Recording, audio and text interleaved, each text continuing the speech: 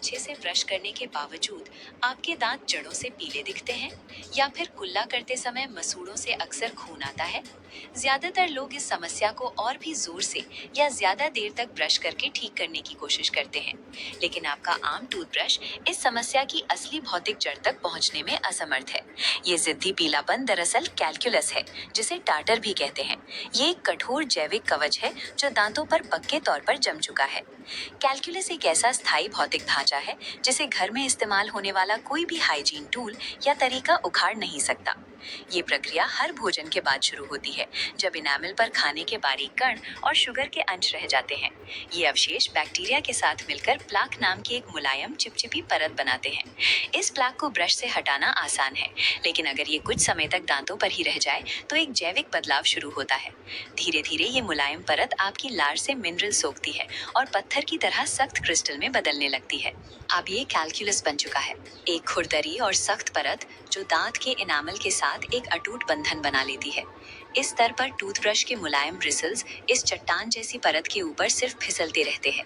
वे इसे तोड़ने के लिए जरूरी मैकेनिकल फोर्स पैदा नहीं कर पाते। एक बार जब ये प्लाक सख्त हो जाता है तो साधारण ब्रशिंग का प्रभाव खत्म हो जाता है। अब ये एक अभेद्य ढाल में बदल चुका है। ये कैलकुलस धीरे धीरे दांत और मसूड़े के संवेदनशील मिलन स्थल तक फैल जाता है। अपनी खुरदरी बनावट के कारण ये कार्चनस एक जैविक चुंबक की तरह काम करता है, जो हानिकारक बैक्टीरिया को सीधे मसूड़ों के संपर्क में फंसाए रखता है। शरीर इस घुसपैठ का जवाब सूजन के साथ देता है, जिससे मसूड़े लाल हो जाते हैं और जरा सा छूने पर भी खून आने लगता है। बैक्टीरिया का यही लगातार जमावड़ा और उनसे निकलने वाले तत्व क्रोनिक सांसों की बदबू का मुख्य कारण बनते हैं।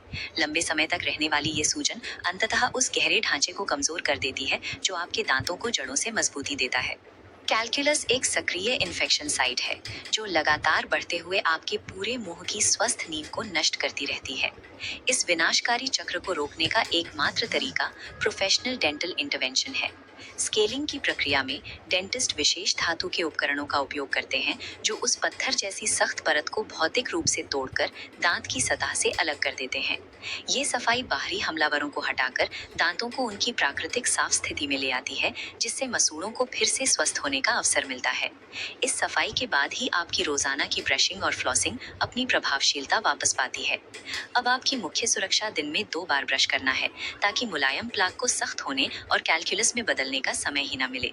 इसके साथ ही दांतों के बीच के गैप साफ करने के लिए फ्लॉस का उपयोग करें और उन मीठे पदार्थों से बचें जो प्लाक के विकास को तेज करते हैं। हर 6 महीने में डेंटल चेकअप करवाना अनिवार्य है, ताकि शुरुआती कैलकुलस को गंभीर होने से पहले ही साफ किया जा सके। कैलकुलस को हराना प्रोफेशनल सफाई और रोजाना के अनुशासन का एक साझा प्रयास है। एक स्वस्थ मुस्कान की शुरुआत साफ दांतों से ही होती है। अगर ये जानकारी उपयोगी लगी तो वीडियो को लाइक करें और चैनल को सब्सक्राइब जरूर करें।